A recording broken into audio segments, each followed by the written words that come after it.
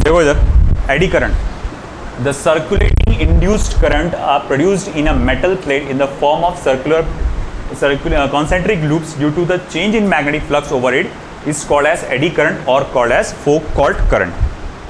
अभी तक के आपने सब इंड्यूस्ड ईएमएफ, इंड्यूस्ड करंट जो पैदा हुआ था वो कहाँ पैदा हुआ था? वायर के अंदर।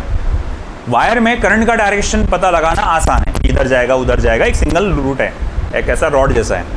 What about the metal plate? अगर मेटल प्लेट को आप अंदर मैग्नेटिक फील्ड के अंदर बाहर निकालोगे तो उसमें क्या होगा? ऑफ कोर्स यहाँ पर भी इंड्यूस्ड करंट पैदा होगा, है ना। अब देखो, इमेजिन करो कि ये मेटल प्लेट को मैं अंदर पुश कर रहा हूँ मैग्नेटिक फील्ड के अंदर।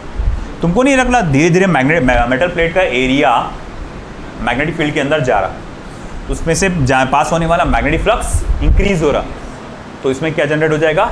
Induced EMF. और वो इंड्यूस्ड ईएमएफ क्या करेगा? करंट को फ्लो कर। सवाल उठा कि वो करंट को किस डायरेक्शन में फ्लो करेगा। देखो आप क्या कर रहे हैं, पुश करके फ्लक्स इंक्रीज कर रहे हैं, तो फ्लक्स इंक्रीज कर रहे हैं तो वो क्या चाहेगा?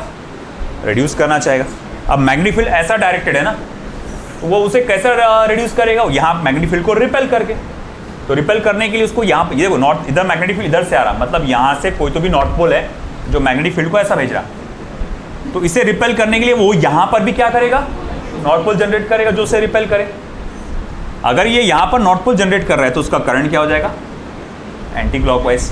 तो यहाँ पर जो करंट फ्लो होता है या जनरेट होता है इस तरह से कॉन्सेंट्रिक लूप्स के फॉर्म में जनरेट होता है इन एंटी क्लॉकवाइज जैसे डायरेक्शन। अंदर भेजते वक्त एंटी क्लॉकवाइज डायरेक्शन और बाहर निकालते वक्त क्लॉकवाइज डायरेक्शन, है ना।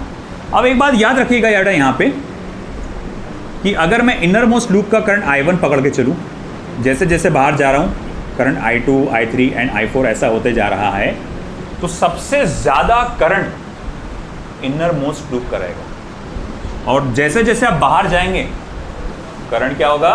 कम होता चला जाएगा। यानी I1 is greater than, I2 is greater than, I3 is greater than I4। आई बात समझे? सबसे ज़्यादा करंट कहाँ होगा? इनर मोस्ट लूप का होगा। और सबसे कम करंट कहाँ होगा? आउटर मोस्ट लूप का होगा। और जहाँ सबसे ज़्यादा करंट वहाँ सबसे ज़्यादा हीट। इस बात को ध्यान में रखते हुए यहाँ पर लेंज़स लॉ का, सॉरी एडी करंट का हमने इस्तेमाल किया इन ऑर्डर टू कंस्ट्रक्ट, ठीक है, in order to construct induction furnace. Induction furnace, induction cooker, ये सब के सब जो बनाते हैं ना घर पे, इंडक्शन चूल्हा होगा, तुम चालू करते हो, है ना।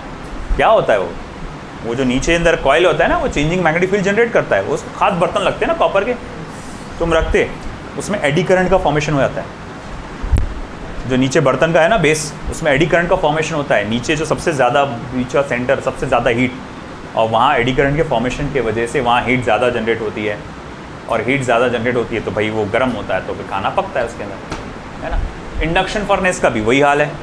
तो इंडक्शन फर्नेस में क्या होता है कि भाई देखो, मान लो ये फर्नेस है, भट्टी, उसमें कई सारे अलग अलग टाइप के मेटल प्लेट्स को मैंने लाइन से लगा के रखा है।